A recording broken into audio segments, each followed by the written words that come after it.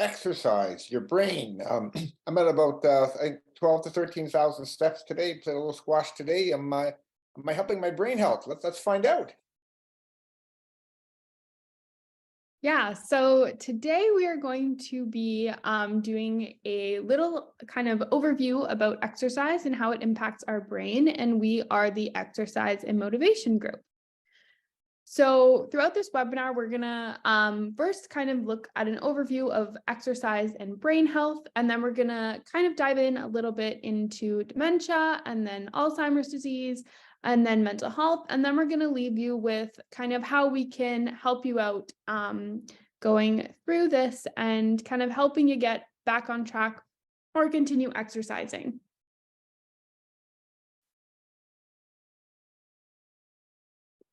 If you can just click it twice, I think. Yeah, perfect.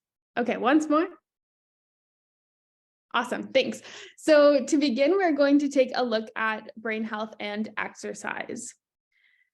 So for starters, what is brain health? So one formal definition is that brain health is the preservation of optimal brain integrity and mental and cognitive function at a given age in the absence of brain disease.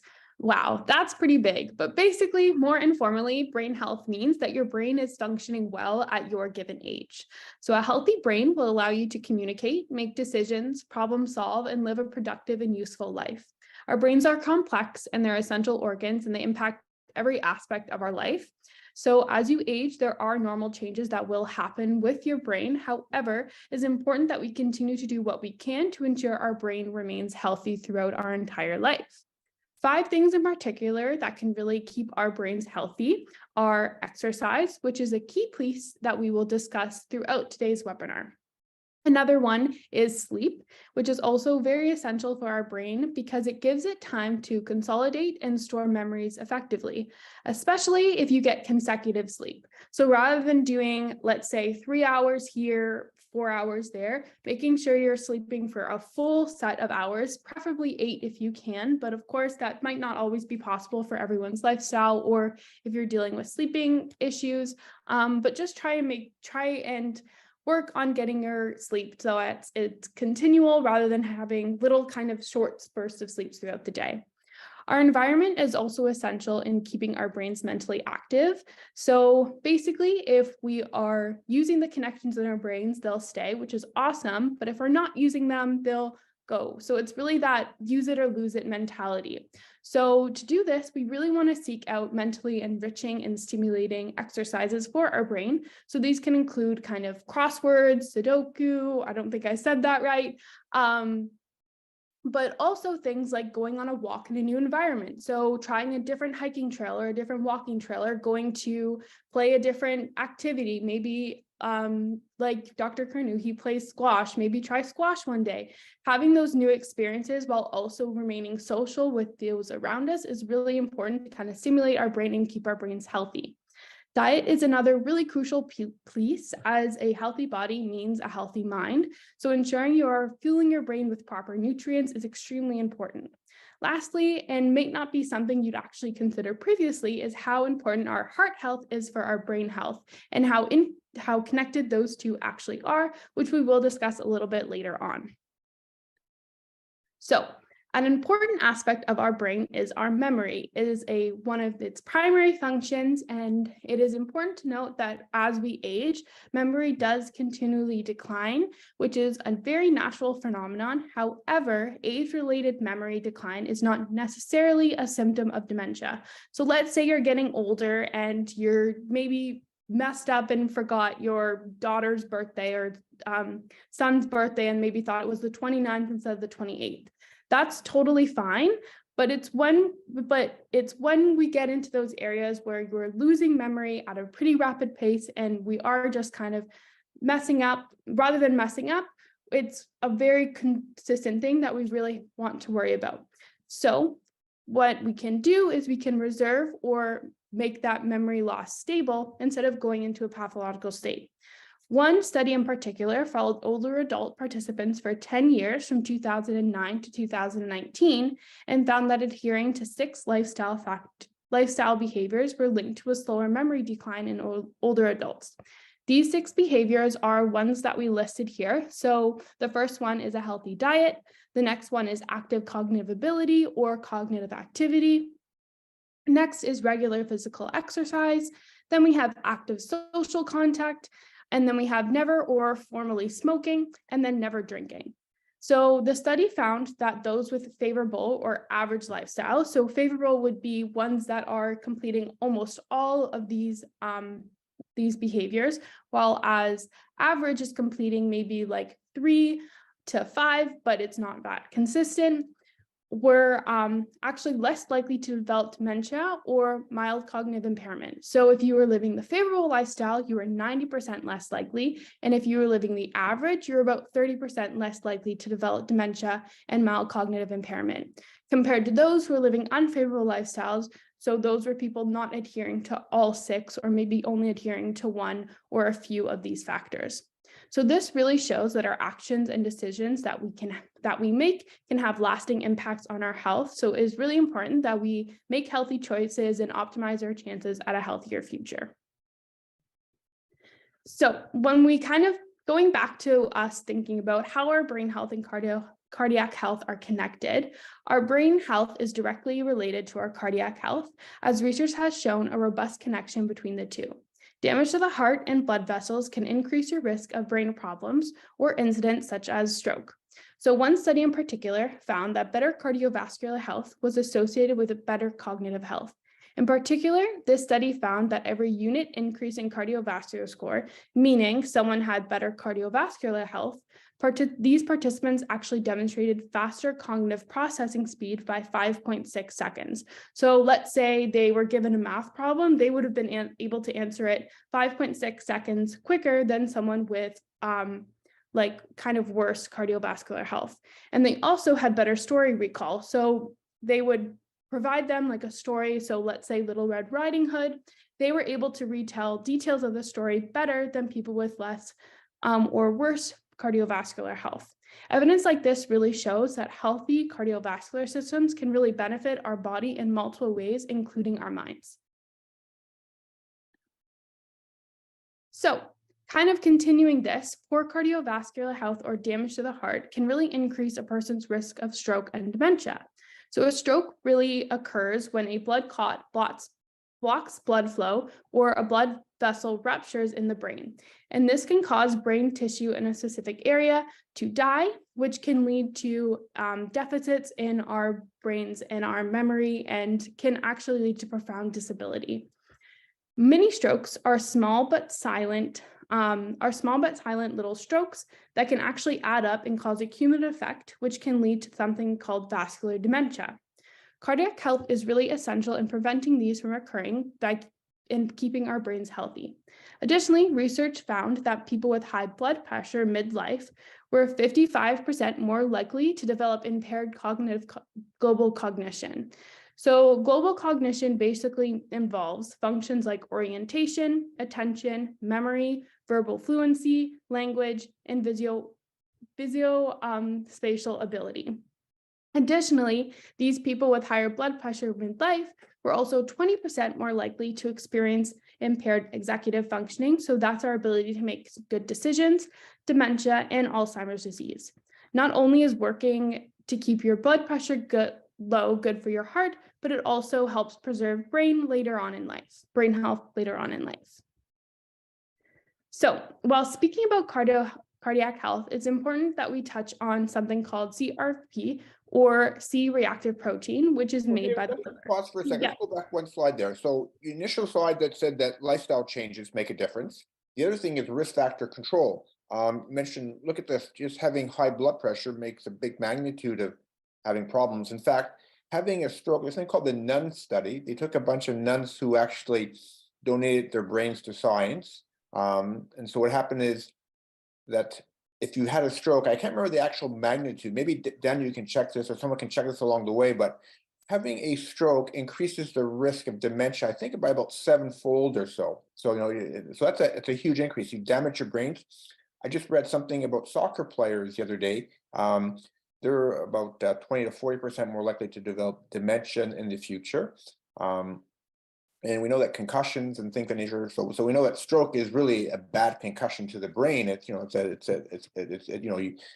you've actually have blood in your brain, or you actually lost brain tissue. So a concussion is less than that. So you can see things that damaging. We also know that infections right now is that we know that, for instance, in the first round of COVID, people who had a serious COVID infection that were hospitalized by the biobank in Britain, the brain shrank equivalent of 20 years. So there's lots of different things that are one's control. Like getting sick is never a good thing. Banging one's head, having strokes, smoking, alcohol, as you mentioned, are all playing a big role in that. So yes, there are genetic factors that we're going to talk about, especially people with young dementia, and you'll talk about later something called the ApoE4 phenotype, and that's different genetic forms of dementia. But most dementia occurs later in life, and that can be delayed by the factors that you look over here. So basically, healthy lifestyle. And when people say, "Well, I don't measure my blood pressure," well, one of the things is that I think it's important to know what your blood pressure is. So please tell us more. Mhm. Yeah. And Oh, speaking about that, a Haley, great way. if I Oh, might jump in as well, I was just looking at the Nun study. Apparently, Dr. Curnew, the odds ratio was 20. So your odds of having dementia after having a stroke was about 20-fold higher. If you had a stroke, your odds of developing dementia were 20-fold higher, essentially. So you see, my dementia is catching up. You mentioned getting the numbers wrong a little bit, Haley. I'm aging. I'm off by a certain factor, but having a stroke is never a good idea for brain health. In fact, if you've had a serious stroke, if you had a stroke, you lose cognition. So if you were running a major corporation after a stroke, you'll no longer have the mental abilities to really do that well again. So protect that brain, protect your blood pressure. It's a leading factor, and think about the different things and that you talk about. So thank you. 20 times. Wow, worse than I thought. Thank yeah, you. a great way to kind of keep track of your blood pressure too is that a lot of the grocery stores have that free blood pressure machine. So whenever you go grocery shopping, that's a great way to do it if you don't have a machine at home. So thanks for that. And wow, that is a pretty big increase. So really want to kind of try to prevent strokes as much as we can. So while going back to kind of what we were discussing, while we're speaking about cardiac health, CRP or C-reactive protein, and that's made by the liver, is a really kind of important thing to consider. So high levels of CRP can indicate inflammation in our bodies, and heart disease is actually inflammatory, and physical activity has been proven to lower CRP and inflammation. So one study actually found that engaging in exercise training was associated with a decrease in CRP levels. And this study also found that there is an even greater reduction in CRP when exercise was accompanied by a decrease in BMI or body fat percentage. So this means if you actually exercise for weight loss, you can lower your CRP levels in a much greater rate than just simply exercising. So to be specific, one study actually found that for every 1 kilogram, which is about 2.2 pounds of weight, for every that amount of weight loss, CRP levels actually decreased by an average of 0.13 milligrams per liter. Now, Dr. Curnew, you can let me know if this is totally accurate, but from the research I found, the levels of CRP were measured in milligrams per deciliter, which is, we have the conversion down at the bottom there. So 1 milligram per liter is equal to 0.1 milligrams per deciliter. And we have these values here as well. So that normal, which is less than 0.3 milligrams per deciliter, is kind of the one that we really want to go to. But again, Dr. Curnew, you can jump in and tell me if these are not the correct values at all. But we really want to make sure that we are kind of below that, because that indicates not basically elevated levels can increase, what are my words right now? Elevated levels can indicate an increase in inflammation or inflammation in the body, which is something we really don't want. So if there's one way we can do it, which is exercising for weight loss, that's a great way, or working to lose weight, that's a great way to kind of help lower those levels. Yeah, so the way I look at it is there are different things that can damage your brain, your vessels in general. And we talked about, from diet and lifestyle changes. We talked about blood pressure, cholesterol. Another big factor that's emerging is inflammation. So that's been a theory until recently, that we have drugs that actually lower inflammation markers of inflammation. CRPs is just a general marker for inflammation that you mentioned, produced by the liver, but inflammation does damage. And so and right now, unfortunately, we're in this COVID era where COVID is an infection that's very very damaging. It's one of those lytic viruses that it's not a nice virus. It damages your blood vessels throughout the body, and we know that just being overweight causes inflammation. That belly fat over here that we're trying to lose over here. We know that exercise can decrease that, and certain medications can do that as well. So for a good natural approach, you mentioned exercise and weight reduction can have some effects right now. There is a drug called colchicine right now that we can use. Colchicine 0.5 milligrams a day can lower the risk of a cardiovascular event, a heart attack, by about 25%. Now, inflammation is a good and a bad thing, because if you're fighting infection, you need to have your immune system to work, but not overworked. And what we're learning about in many diseases such as COVID, the earlier phases, that once you're attacked by, let's say, a virus, you want your body to mount an immune response, enough to destroy the virus and get you back on track. But you don't want overactivation that actually damages the other linings of your blood vessels. So and one of the things is that inflammation all over the place. So we know that people who eat healthy, you can go on a plant-based eating diet, for instance, that can lower your CRP. Losing weight can lower CRP. So these are all important factors. Now, the numbers I carry is that I use 1, and I guess must be milligrams per liter. I'm not quite sure our units in here we use in Canada, but anything over 1 increases risk. And and usually 2 or 3 are something that we get concerned with to increase cardiovascular risk. So anything over 1 is a harmful effect. And this is just a new way of looking at that. So I'm going to try to keep exercising. I try to keep my weight down. And so thank you for showing that information. Yeah, so along with kind of reducing inflammation and reducing those inflammatory markers, exercise can actually help improve brain health as well.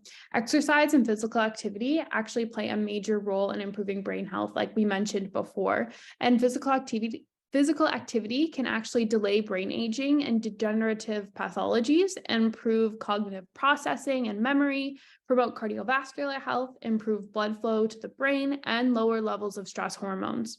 So one study in particular, conducted by Mortimer and Dern, had 454 older adults undergo yearly physical and cognitive tests for 20 years, and they found that those who are physically active actually scored better on memory and thinking tests and had a 31% lower risk of dementia. So exercise can really do a lot for our bodies. And a lot of these positive implications that we get from exercise can actually help improve our brain and make our brain the healthiest it can be. So when we're speaking about exercise, it's really important to kind of note about how much exercise we actually need. So if you can go to the next slide, we have the recommendations here as just a reminder, because we have mentioned them before, but it's really important that we want to drive this message home, that it is recommended that we complete 150 minutes of exercise at a moderate vigorous intensity and 2 days of muscle strength training. Both of these are per week. So we have on the slide some examples of exercises you could do. So for the moderate to vigorous intensity activity, you could do an elliptical, speed walking, jogging, swimming, cycling, rowing. The weather's getting nicer. You can go out and play a sport you like. Maybe I love soccer in the summer. Mr. Curnew partakes in squash. Activities like that get your heart rate going and really get your body working are great ways to do it. Also, we have these muscle strengthening exercises. So things like weightlifting, Pilates circuits, resistance bands, body weights, and those kind of exercises are really, really important. And we did, our group put out a video recently about resistance exercises using both resistance bands and no resistance bands. So you can go to Dr. Curnew's YouTube channel, check that out, because that's a really great way to kind of start with that 2-day motion. However, if you are starting off just getting exercise into your routine, this is a big goal to have, and we want to make sure we're doing what we can for our bodies and keeping them safe. So something that I just want to drive home is that some activity is better than none. So let's say you look at these numbers and you go, that is something I cannot do. Start slow. Start by going maybe on a 15-minute walk every single day for a whole week. Then maybe add in a 10-minute video every other day. There you're doing some strength training, or there's a lot of great dance videos that I love to do on YouTube.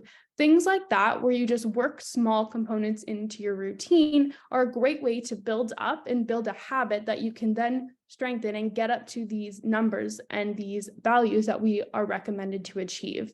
So we really want to make sure that we're not injuring ourselves and pushing ourselves too hard, because an injury can actually really hinder our progress. So a great example is my boyfriend 2 summers ago herniated his disc, and that actually put him out for 2 years, and he just received his surgery and now he's feeling a lot better. But for 2 years, he really could not, 2 summers ago. Oh, I don't know the dates very well, but for 2 years, he really could not participate in sports to the same level. He could not exercise to the same extent, and he really felt his body was just not feeling the same way he felt before. So that is something we really want to make sure that we're not doing. We don't want to hurt ourselves. We don't want to injure ourselves, but we do want to make sure we are moving our bodies in whatever way we can. So when speaking about that, a great way to incorporate exercises in a less intimidating way is through exercise snacks. So on the next slide, we have kind of outlines of some really important things about exercise snacks. We have mentioned them before, but they are really, really great way to start off incorporating exercise into your busy lives. So an exercise snack are brief snippets of exercise lasting about 1 to 2 minutes, and they're completed several times throughout the day. They provide a feasible, well-tolerable, and efficient way to exercise and help improve metabolic health, raise endurance, and prevent muscle loss. So I work from home and I sit at a desk basically the whole day. So a way I incorporate exercise snacks into my week all the time. So when I feel like I'm sitting, or I just got done with like a 2-hour meeting and I don't want to stare at my computer, I get up and I go for like a little run outside, or I go do some squats, or I go do a little dance exercise video. And that's a way that I can make sure that my mind is staying engaged, because if I'm staring at a laptop all day, that's not going to help me really do my work productively. And also making sure I'm moving my body, because I can really feel pain in my knees and in my joints and in my legs when I'm not moving as much as I know I can and I have in the past. So basically that kind of goes with exercise snacks are a great way to break up sitting time and help prevent prolonged inactivity. So doing about a 1 to 2 minute exercise snack around 3 times a day, 6 days a week, can significantly improve aerobic fitness and muscle strength. So with this being said, we are going to try and practice what we're preaching to you today, and we are actually going to incorporate exercise snacks throughout this webinar. So we're going to be completing 5 different exercises at different points throughout this webinar, and we're going to be doing 10 reps of each exercise. So these exercises are really trying to work our leg muscles, because they are some of the most powerful muscles we have in our body. So when we are working them, we're actually going to be burning a lot of calories. So that's going to be a great way. And we really encourage you all to participate to the best of your abilities. So again, we're just going to walk you through each exercise before we do them and complete 10 reps of each.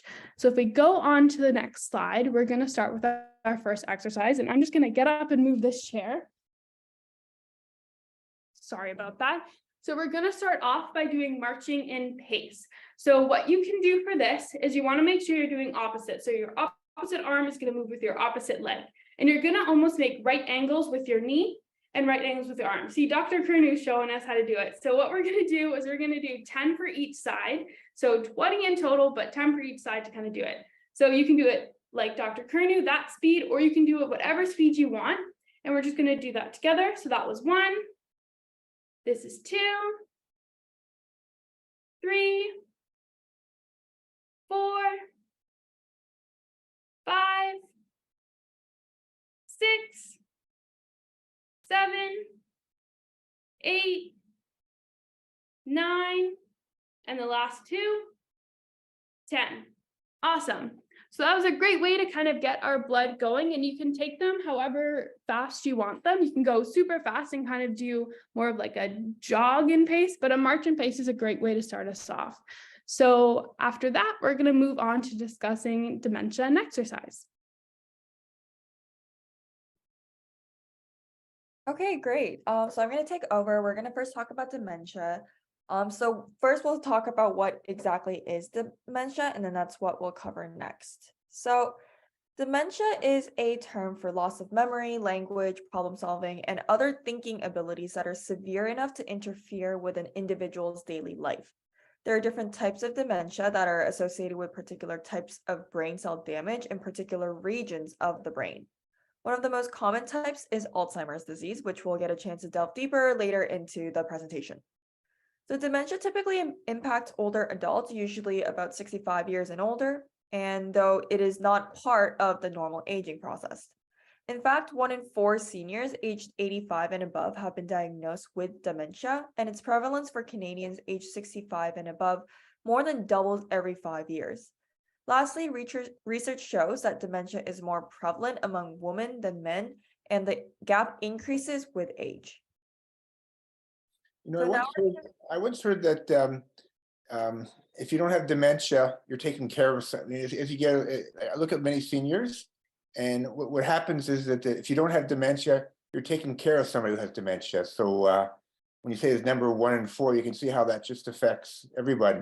Now, I don't know if we can prevent all this dementia from happening, but we can certainly make big impacts on delaying that. And I'm starting. I think of dementia being a 40-year process, and I really started a program right now to delay my dementia because I have 3 family members. Both my parents died of dementing illnesses. My brother, who's 2 years older than myself, has been diagnosed with a form of dementia already, quite mild at this point in time. So I'm taking steps that are very proactive in that area. And hopefully you won't call up in the office and I'll say, who the hell are you all the time? And be more repetitive. I think of dementia, Groundhog Day, that being repetitive tasks and not laying down new memory. Remember, dementia, you remember deep in the past, but you have difficulty with laying down new memory and distinguishing between normal aging, slowing down. My mind is not as good as your mind was when in your 20s, but still works. And I'm going to try to keep it working as long as I possibly can. So tell us more. When you hear this number, 1 in 4 people age 85 or above will be diagnosed with dementia, you can see this is a big issue. So we all need to make steps now to make an impact on that. And so that's the bad news. The good news, prevents cancer, heart disease, diabetes, dementia, all are the same risk factors, or a lot of them share risk factor traits in that. And remember that we've learned from the NUN study that if you have a stroke, I think you're 20 times more likely to develop dementia. So just, preventing, stroke, heart disease are all important factors. So tell us more about different forms of dementia and what we can do about this. Yeah, so dementia is more of an overarching term, and there's specific types of dementia. So there's 5 in total. So the first is one of the most commonly known is the Alzheimer's disease. We'll be discussing this later on, but it is often caused by changes in the brain, including an abnormal buildup of proteins. Another form of dementia is called the frontotemporal dementia, and this one is rare and occurs in people younger than 60. Lewy body dementia is a form of dementia caused by abnormal deposits of proteins, specifically a type called the alpha synuclein in the brain. And as we previously mentioned, vascular dementia can occur in people after they have a stroke when an artery in the brain is blocked. Lastly, you can also have mixed dementia, which involves a combination of 2 or more forms of dementia.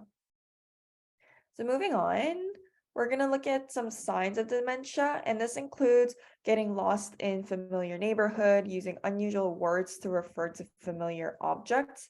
It could also be forgetting the name of a close family member or friend, forgetting about old memories, and not being able to complete tasks alone. So at this point, you start to become a lot more dependent on your peers and your family and friends.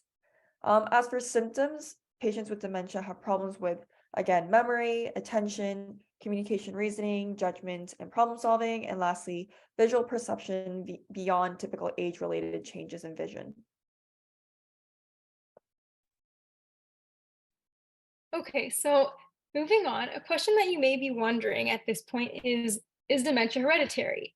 So most types of dementia have multiple risk factors, including genetics. Individuals with a family history of dementia, like Dr. Curnew already mentioned, may be at a higher risk of developing dementia. However, this may be due to the inheritance of gene variants that increase susceptibility to dementia rather than cause it directly.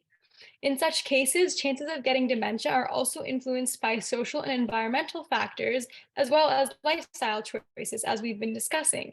And so dementia is not strictly hereditary.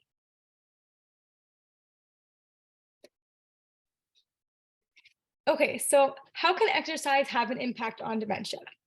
A recent narrative review conducted to critically review current research on this topic and also looked at the importance of mode, duration, and intensity of exercise when it comes to reducing the risk of developing dementia, provided some insight on this topic.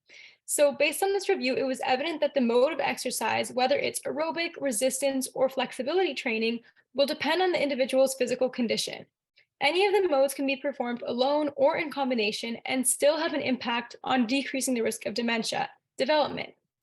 As for duration and intensity, exercise routines lasting between 30 to 60 minutes at moderate to high intensity for 6 to 8 weeks seem to be the most ideal. Ultimately, it's important to recognize that everyone's physical condition differs, and thus the need for preventative measures will also differ. Okay, so now we're going to move on to another exercise break, and we're going to be doing squats. So everyone can stand up, and if you prefer to do it in a chair, I do have a chair here. You can just go to the point where your bum kind of reaches the edge of your seat, if that's helpful. And we'll do 10 reps. So I'll just count down. That's 1, 2, 3. And if you want to hold a weight while doing this as well, like Dr. Curnew is doing, you can also go ahead and do that. I think we're on 5 now. 6, 7, 8, 9, and 10. Awesome job.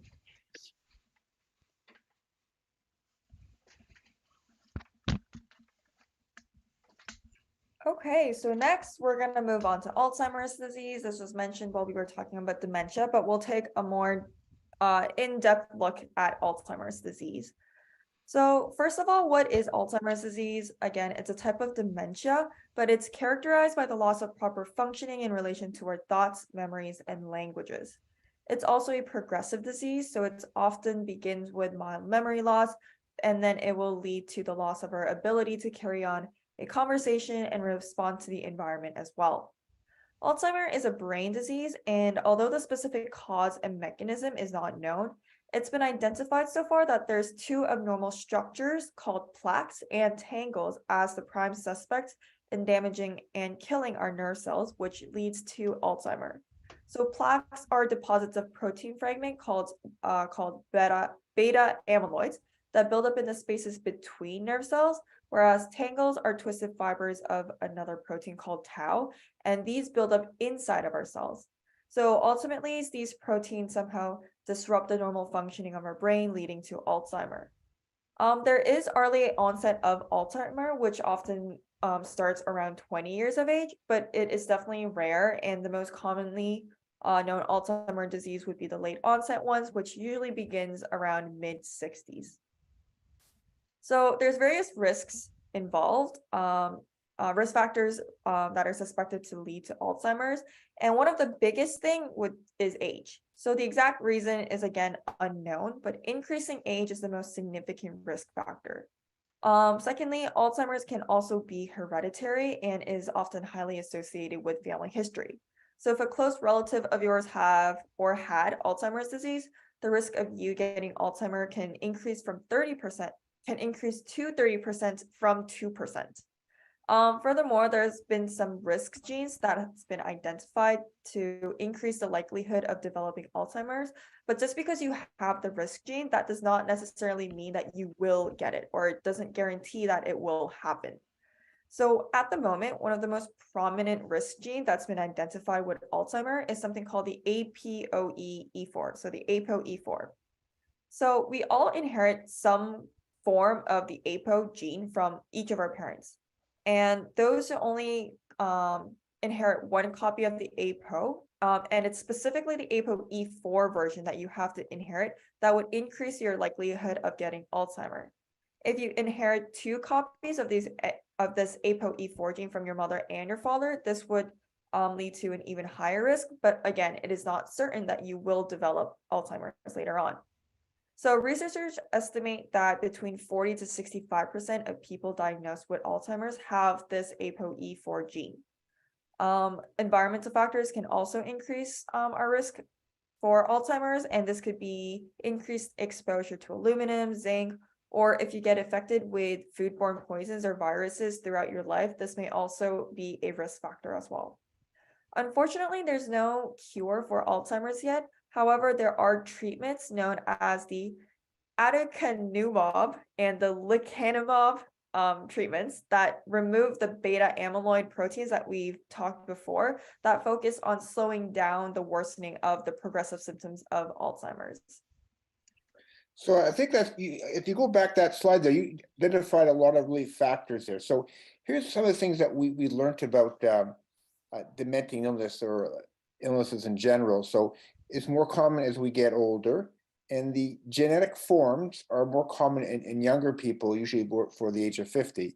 You identified something called the ApoE4 phenotype. So we have so ApoE4 or the ApoE phenotype is involved in lipid metabolism, and it's also involved in removing some of these amyloid plaques in the brain as well. And so that's kind of interesting. And the reason we don't use these clinically, you mentioned it's very common. So the fact that you may have an ApoE4 phenotype doesn't mean you're going to get Alzheimer's disease, but your propensity is higher at this stage of developing it. So that's important to understand that. So you could have the ApoE4 phenotype and have a lipid problem, and also have problems removing these beta amyloid plaques. So these plaques called amyloids are protein deposits in the brain that make it hard for neurons to function. Now, we developed antibody technology to actually go and destroy these types of plaques. And we're trying to figure out if this is a good thing or a bad thing, because by destroying these amyloid plaques, you actually create holes, and you can actually bleed inside the head as well and cause a problem. So it's still not clear if this is a good thing or a bad thing just now. The drug, I think, or one of the drugs that are being approved in the United States, I forget the cost of it, but I'm not sure if it's 40,000 a year or 80,000 a year or whatever it is. It's not approved in Canada, and they probably approved the drug too rapidly at this stage. And so I think we're making some understandings, but we don't really have effective drug therapy. We have drug therapy that slows down the symptoms of it, but we don't mildly, and it prevents you from going to the nursing home 6 months earlier. That's what we can achieve right now with our modern drug therapy. It doesn't actually treat the underlying plaques that these two new therapies have been looking at, and so we have a long ways to go, but it's also exciting that we go. We also learned from the nurses study that many nurses have all these Alzheimer's type plaques in their brains and never developed Alzheimer's disease in the first place. So just having these plaques doesn't mean you're going to get Alzheimer's disease.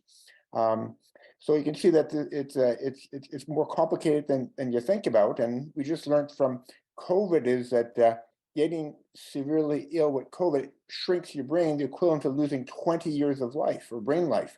So there's lots of things you can do to preserve the function that you have right now. So I'm going to spend my time on the things that I can change. And I'm hoping that technology in the future will be helpful, but right now it's not. So I think we're left at saying it right now is that 1 in 4 Canadians can expect to develop some form of dementing illness after the age of 85 if you're still lucky enough to live that long. And to live longer and healthier is there's so much you can do. And some of these exercise snacks are a good starting point. So keep telling us more. Whether or not aluminum, zinc, and these sorts of things right now are really, you know, at one time was aluminum in pots and pans, but it's sort of still out of favor right now. But we're still learning about these things. There's so many factors out there we understand. So have to keep your eyes and ears open about that. So one thing you learned is don't get older. Stop aging is an important factor. And if you are going to age healthier. Yep. Yeah. So now we're going to look at different risk factors that are actually related to our lifestyle. So these are something that we could change and we can work towards so that we can maybe prevent or even delay our Alzheimer's disease. So there was a study that estimated the demographic risk of global Alzheimer's disease, and this was attributed to 7 potential adjustable risk factors. So there was diabetes, mild life hypertension, mild life obesity, physical inactivity, depression, smoking, low educational attainment. And so among these risks, the lack of physical activity was actually the highest attributable risk that they found. There was also another meta-analysis that was conducted on prospective cohort studies that they collected from 1990 to 2017, which suggested that physical activity reduces the risk of dementia and Alzheimer's disease by 28% and 45% respectively.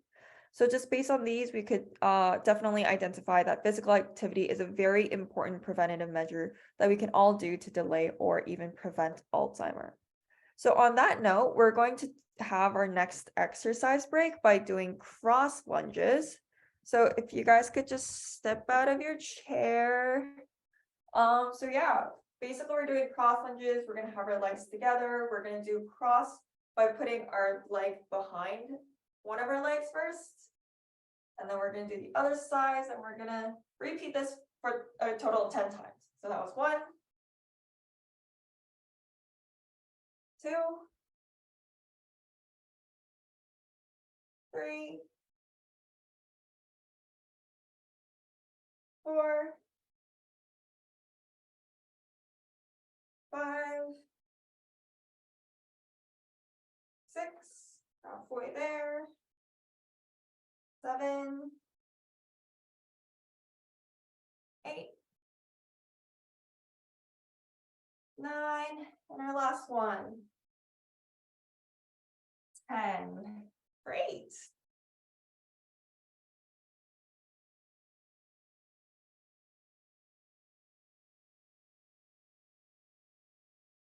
Okay, so now we're going to be moving on to talking about how exercise is related to mental health. Okay, so before talking about the impact of exercise on mental health, we have to kind of distinguish between. Natalie, just go back one more slide again here. So these are, go back one more again, sorry. One more back. So you can see that mentioned things like diabetes, hypertension, all these factors prevent heart disease, cancer. And in fact, the leading cause of deaths right now in Canada turns out to be cancer. And what we're learning is that cancer is on the increase. And one of the things that increases cancer is just being overweight on these same risk factors. So the good thing is that all the things that you're doing to prevent heart disease actually delays cancer, delays Alzheimer's disease. So I think this is actually very, very important considerations because, you know, 1 in 4 chance if you make it to 85, develop some form of dementing illness is a worrisome number. So you can see how you can make a huge difference today. And one of the common heart conditions we treat is called atrial fibrillation. Irregular heartbeat, we put you on blood thinners, we say you can reduce the stroke by 70%, but having atrial fibrillation is a marker for dementia too as well. Having high blood pressure, marker of dementia, having diabetes. Look, my brother has diabetes, my dad had diabetes. I don't have diabetes, well, because I'm working hard at these sorts of things in prevention. It's bloody hard work. And so if I'm going to do it, you should do it too. Keep going forward. Sorry to interrupt that. It's wonderful information. No worries. Okay, so we're going to distinguish between what mental health is and what mental illness is, because there is a difference and some people can get it confused at sometimes. So mental health refers to how one copes with demands of daily living and stresses that are involved in daily living as well. So feeling sad, angry, overwhelmed, excited, those are all normal reactions and emotions to experience on a daily basis, depending on the situation at hand. But with good mental health and sound mental health, one should be able to assess circumstances, deal with those emotions, and eventually move on. instead of, having a prolonged feeling of one emotion and not being able to move past that. So mental illness, on the other hand, includes a broad range of psychological or behavioral symptoms that reduce one's capacity to cope with daily living, as I just described in the mental health section.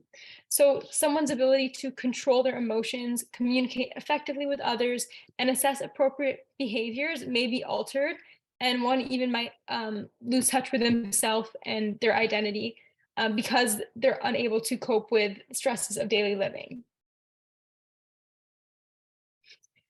Okay, so now how can we use exercise to improve our mental health and make sure that we are able to have an outlet that helps us deal with the stresses of daily living? So there are a lot of benefits to mental health, and some of these include improved sleep, which we already know helps improve so many other aspects of our health as well. Stress relief, it's a great way, even for me, every time I'm stressed, if I exercise, it's an amazing way to just get my mind off of things and keep you distracted from worries just for a little bit of your day. It allows you to have an improved mood, and in turn, that can help with your self-esteem as well as cognitive function. It helps with reducing anxiety and depression. It provides you with increased energy and stamina. And it also reduces tiredness. And as a result of that, it allows you to be more mentally alert. And so for all of these benefits, 30 minutes of moderate exercise, like brisk walking 3 days a week, that's sufficient to see those benefits that are listed on the slide. And so if it's too much to do 30 minutes at one go, you can even break that down into walking having 3 10-minute sessions of a walk. Like that could be just as useful. And Haley mentioned before, do what you can. So if 30 minutes is not enough, you can do 10 minutes at the beginning of the day. Even if you want to start with stretching, just get your body moving in any way that you can. And the weather's getting so nice, so 10 minutes outside, breaking it down into those sessions, and even doing exercise snacks, that will all help to contribute to you being able to experience some of these benefits.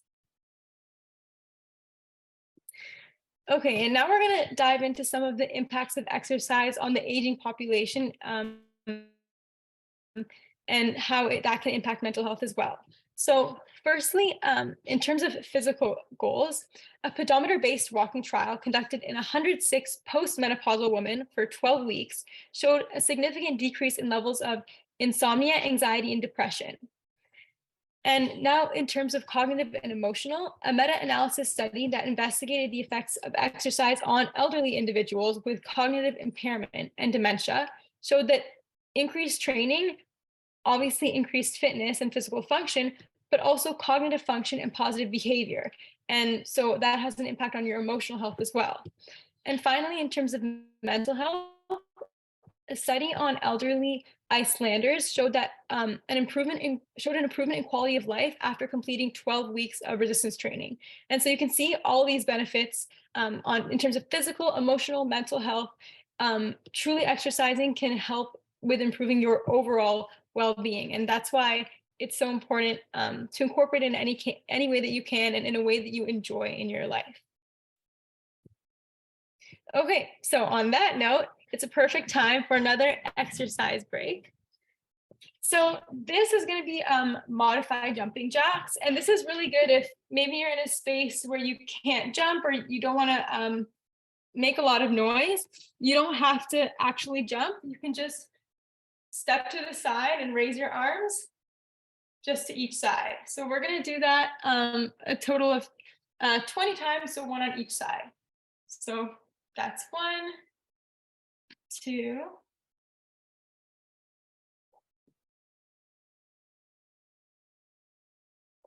that's 3 in total. So we're going to do 10, just one, including each side.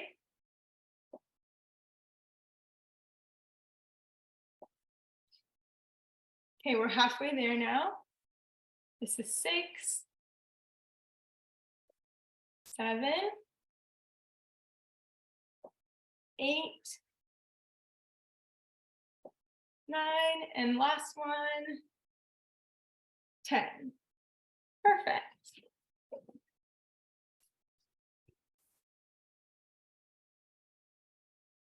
Awesome. So that kind of concludes the information kind of portion of the webinar. However, we want to mention that we are here to help you, and Dr. Curnew and the clinic have a wide variety of opportunities for patients to get the help to kind of keep up with their fitness goals and also any other health goals that you may have. So the first thing we did want to mention was a patient checklist. So making sure that you are prepared for your visit when you come to see Dr. Curnew. So on this checklist that we have here, you can take a screenshot of it. And it's a great way to kind of make sure that before every visit, you have everything ready to go so that you are able to get the most out of your appointment with Dr. Curnew. So before your visit, you want to make sure you have recent blood work, which is from about 1 week prior to your visit. You want to have a list of your medications or the actual medications on hand so that the volunteers can have an accurate snapshot of what you are currently taking, your health card, and any up-to-date information on your family doctor, address, and regular pharmacy so that the correct people are getting the right information, your most recent COVID-19 vaccination records, and then any questions or concerns you have for Dr. Curnew. So a great way to do this is, let's say you are going about your day, maybe keeping a note on your phone that lists out different questions you might have for him or different thoughts. And even if they get kind of solved before you see him, it's a great way to just kind of keep track and make sure that you are getting the most out of your appointment and that you are able to snapshot and get the proper information you need. So did you want to mention anything about that, Dr. Curnew? Yeah, so if you could just include your weight and a bunch of blood pressure readings, and while you're waiting, go to our YouTube site or website and look at a video or two, and a reminder of that. So as you know, is that medicine has changed in many ways. So there's virtual visits. We're using a platform called Medjo, which is a Zoom-like platform that has a lot more security features. We're doing phone calls and in-person visits. So the person on the phone, unfortunately, will be the person that might have to wait the longest, because we get every day about 10 extra problems that we need to fit in right now. As you know, healthcare systems in crisis, it's going to get worse. We want to be available for that. One of the things is that people say my medication list is the same as last time, nothing's changed. They assume that medications, the pharmacist will take care of renewals. In fact, the pharmacist is sending us renewals on a regular basis, and we need to make sure you're on the right pills at the right time, right place. So these are important considerations. Don't leave your health to chance. You just mentioned that having a stroke increases Alzheimer's and dementia by 20-fold. And one of the ways to prevent stroke is to know what your blood pressure is and be on the right medications and lifestyle issues. I'm working, I think we lowered our CRP a little bit today by doing a little bit of exercise. So that's all, learn some better ways of treatment and preventing of illness. So thank you so much. You mentioned COVID, interesting. Yesterday, I had the chance to spend some time with a PhD individual on immunology, and I get to talk to him on a regular basis. And he was kind enough to he's a patient of ours, and we spent 45 minutes in the clinic just chatting after his appointment, and so much insight from this expert. One thing is that everybody thinks they're an expert. There are true, real experts, and he was one of them. And so he reminds me that COVID is here to stay, that it's a virus that's cytotoxic, it destroys, and what you want to do is the best way to treat COVID is prevent from happening in the first place. From masking, hand washing, and if you think you might have COVID, test yourself and keep away from people. And properly vaccinated is reasonable. What different strategies? Currently, my best recommendation for people is to get a vaccine every 6 months at this point in time. You really can't be over vaccinated at this stage. You can, and it seems that immunity starts to waver at about 3 to 6 months or so, but we're still in a lot to learn, and we'll keep tuning. The final chapter is not there, and so we learned about inflammation. So I learned because COVID actually increases CRP, exercise and weight reduction, and plant-based eating lowers CRP. So those are things you can think about, and have a book, write down your questions, and keep notes of things, and because we all get more forgetful. So thank you for be prepared. People went to brownies and Boy Scouts when they were younger, so be prepared for your visit. and including bring your pills in, make sure you're on the right pills and who prescribes what, prescription renewals, and test your brain health and know what your pills are for. Thanks for sharing that. Next slide. Awesome. Thanks for that, Dr. Curnew. The other amazing resource that we've mentioned a few times today is our website. So you can look at our website at www.drcurnewhealth.com. And a big thank you again. We shouted them out last webinar, but we can't shout them out enough. Simon and Stephanie, who did a great job leading this website and really making it what it is today. Yeah, Daniel, did you have anything? I mean, I think there's gonna be some major overhauls as well. We're gonna update the website. I think the plans are this summer. And so stay tuned for that, really. I think we're trying to make it sort of the one-stop shop for everything heart health, everything Dr. Curnew, whether it's, YouTube videos, posts about our posts about our clinic, like updates, like events that we're doing. I think it's going to it's going to go through a major overhaul this summer. So yeah, keep an eye out for that.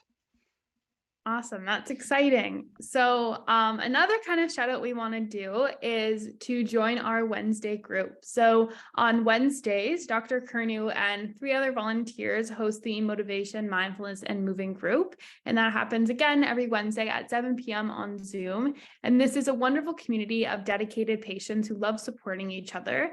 And you can sign up through the Google form that we have linked, and we can also link it on our YouTube too, or you can visit the site Dr. Curnew Health to kind of sign up, or just let Dr. Curnew know at your next visit that you're interested in this. Another really awesome thing that this group offers is individual support, which you could partake in on whatever frequency you want. You could do it weekly, bi-weekly, monthly, every 3 weeks, whatever works for you. And that's where a volunteer will call you and you can work on any goals you set, or for some, it's just a way to stay connected with Dr. Curnew and a way to kind of keep a little bit of that social contact, because we do know that is also a really important part for our brain health, is to connect with people. And this is another great way, a great opportunity to do that through volunteers as well.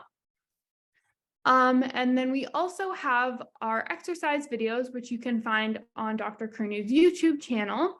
And on the next slide, we just have a little bit of a kind of snapshot of what exercise videos we had previously. Sure, Like if you could backtrack one slide here. So one of the things I learned is that if you go to that little hourglass there, and maybe Daniel, you can just highlight where that hourglass is, if possible, or someone can highlight that, and you just type in the search bar exercise, for instance, you get a series of a whole bunch of webinars, because right now I think we're well over 300 videos right now, and you can search different ways. One way is just type in keywords. So I like Jerry's chair exercises to get started off with, and just other forms. I like Hannah's remembering about mindfulness and just being grateful, and that helps your brain health. Today I was feeling a little bit tired, so I went to the gym, played some squash, and my quality of life got so much better for the rest of the day. I should have started the day earlier about that,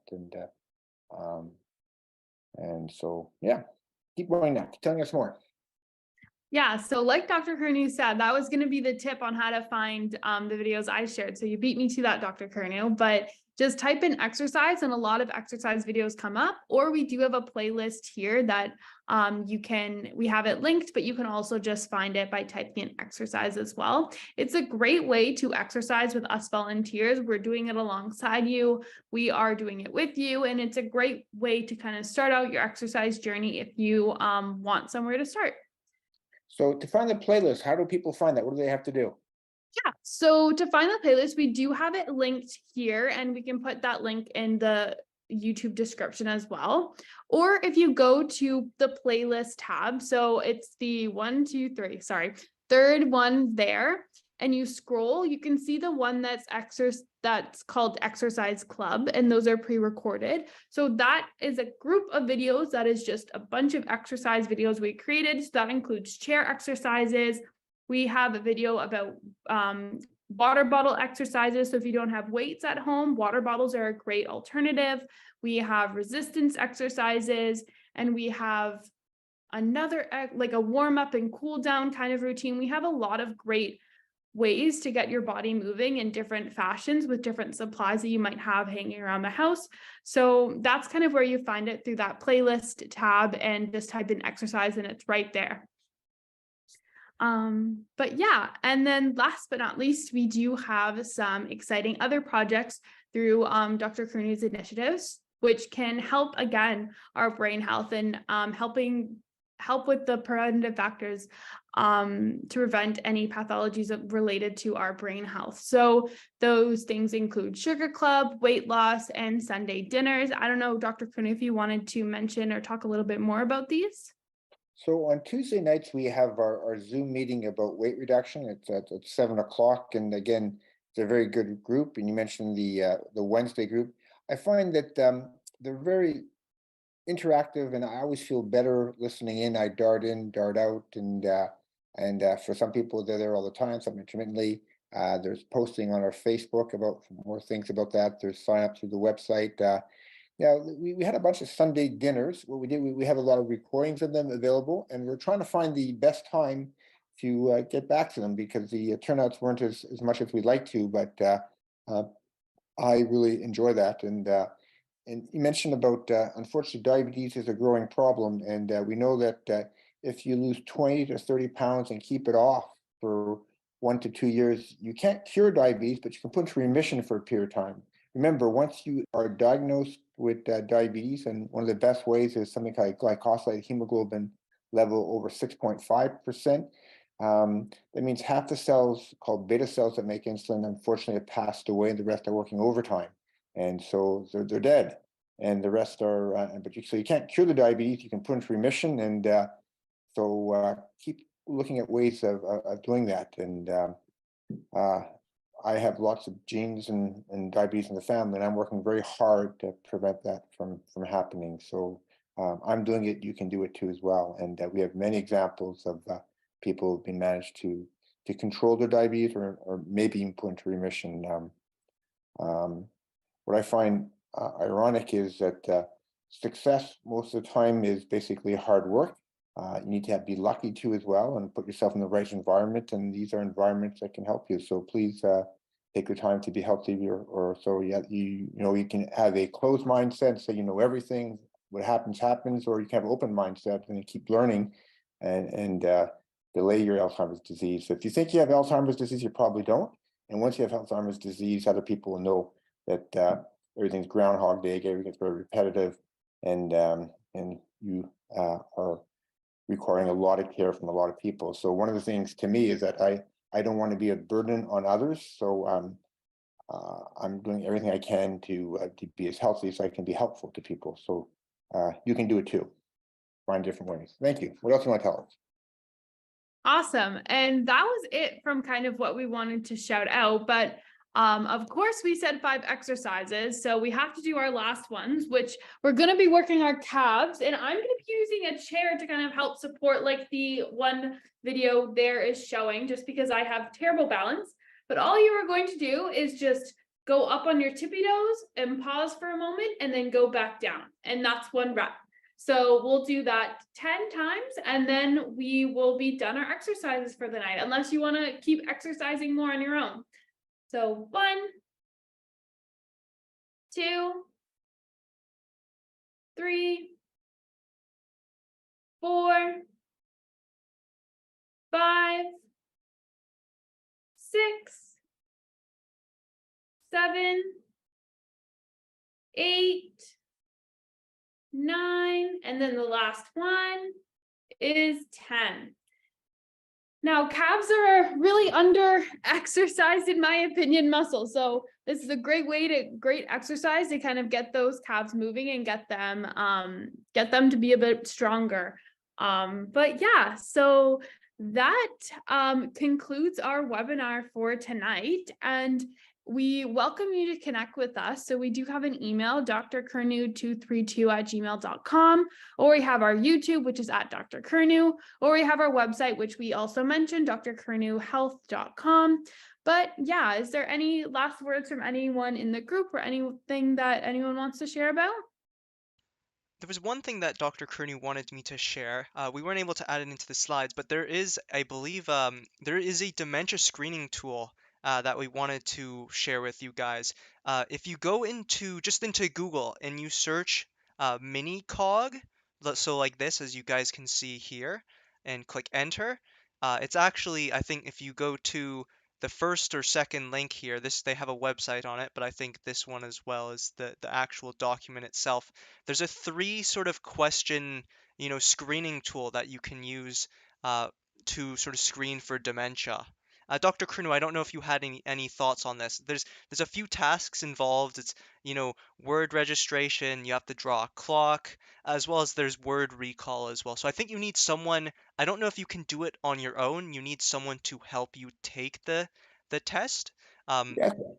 Yes, I think if you think you have a loved one that has a problem with memory, it happened to me and my family, is that you see odd behavior, repetitive behavior. You first think it's a behavior problem, but it's really loss of cognition, the ability to uh, to process, to remember things, new information. And what you can do is it's something called mini mental examination. This is actually the mini cog here, and you can just say is that you ask your loved one is can you repeat the word, let's say version of banana, and you can actually show banana, or they say sunrise chair, ask them to repeat that, and then come back a number of minutes later and ask them to see if they can recall those three things. The other thing too is to draw a clock and say, you set the time is 10 to 2, so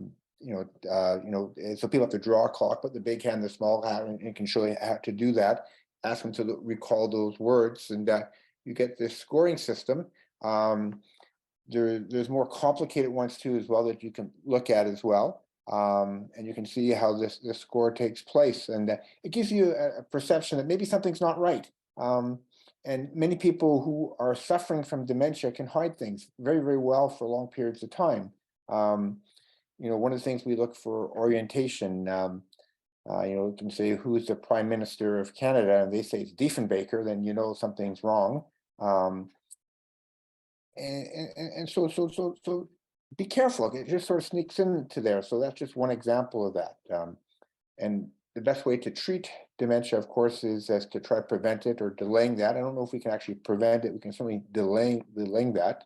And it's worthwhile to think about that. And many family doctors are able to help sort that out a little bit, because getting mad at somebody, what you think is a behavior problem, when it's more of a memory problem and brain function, is you get angry and frustrated yourself. And once you realize the problem, then you get the right treatment. And many reasons why people need to go into nursing homes is they can't look after themselves. And one thing is your brain function, and very important to have that properly evaluated at that point in time. So here's one tool as well. Yeah, thanks for sharing that. So that's just a starting point to that. And we'll link this in the description as well for people if they want to check this out. So Daniel, what'd you learn from all this? I mean, Dr. Curnew was very interesting. I think the most interesting out of all of this was the impact of exercise on inflammation and CRP, because I feel like those inflammatory markers, or just inflammation is very common. If you're overweight, you have a higher sort of inflammation. If you have arthritis, you have a higher inflammation profile. So I think the benefits of exercise on keeping that down, because as we sort of discussed, higher inflammatory states are associated with like heart disease, that are associated with increased with the risk of stroke, dementia, brain cognition. I think just the benefits of exercise, um, are just it's substantial. And if you do have, these predisposing sort of conditions where you're at a higher inflammatory state, like arthritis or being overweight, it's even more of an importance to incorporate exercise into your physical, or sorry, into your sort of daily routine if you haven't done so already. Even if, let's say, exercise, so we need to diet to lose weight and need exercise to maintain weight reduction, is that my quality of life is so much better because of activity. And I'm not sure the exact numbers, but it's probably less than 25% of adult Canadians are doing enough exercise to protect them and to feel good about it. So I feel better. Yeah, I feel sore. It's hard to get there, and once I'm there, I'm there. So I certainly encourage you, and you can see all the data to support that. And I thank all these young people for reminding us that, and also realizes that one of the mistakes I've made is I really haven't done much in the way of resistance training, because you do lose about 50% of muscle mass between the ages 30 and 70, and it's a big fall after the age of 50 years of age. And I've noticed quite a big change. But you know what? I'm bouncing back. I'm trying to. My wife thinks I don't have enough protein in my diet. We argue about that. That's okay. So I'll try to eat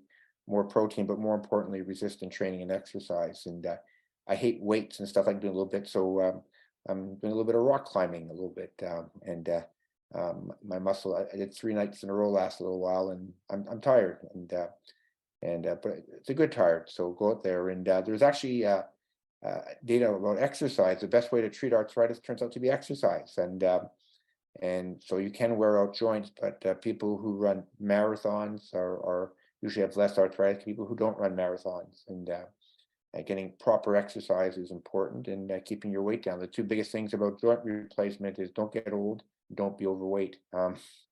Is that I don't know how to stop aging, but I'm going to age healthier, and I'm going to really work hard at keeping my weight down.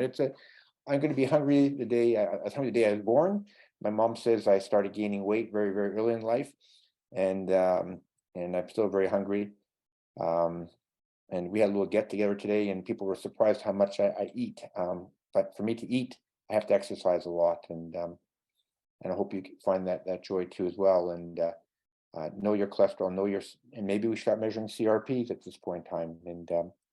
And I thank the group for showing that. And it's good to have those little exercise snacks. I have a bunch of exercise snacks I've been given. I need to get better at that, and I don't expect perfection, but keep working at it. So thank you so much. And any final thoughts from anybody? I want to thank the group about this. So right now, the current drug therapy to treat dementia illnesses don't work. I'll remind you of one of their trial called the Cosmos trial that came out a year ago that looked at dark chocolate. It didn't help your brain aging, and the multivitamins and micronutrient supplementation showed a very mild benefit. So we're spending billions of dollars on supplements, and that don't really work all that well, and maybe get a good pair of walking shoes, running shoes, and some form of a step counter, a blood pressure machine, and a scale would be great tools to your daily package. So I think I wish everybody a good night, and I wish everybody a happy Easter, and we'll see you soon. Good night, everybody. Take care, everyone. Good night.